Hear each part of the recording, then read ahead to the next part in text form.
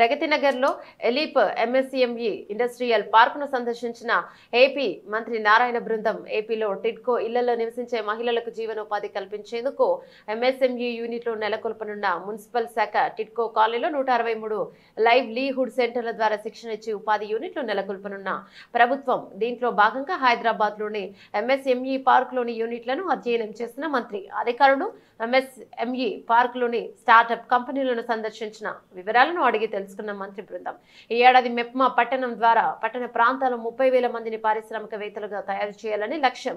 టిడ్కో మెప్మా పరిశ్రమల శాఖతో కలిసి ఎంఎస్ఈఎం యూనిట్లు నెలకొల్పనున్న ప్రభుత్వం. సో ఈ ఎక్కడెక్కడ క్యాండిడేట్స్ ఉన్నా వాళ్ళందరినీ తీసుకుని రావటం వాళ్ళ work flow softwares. So it's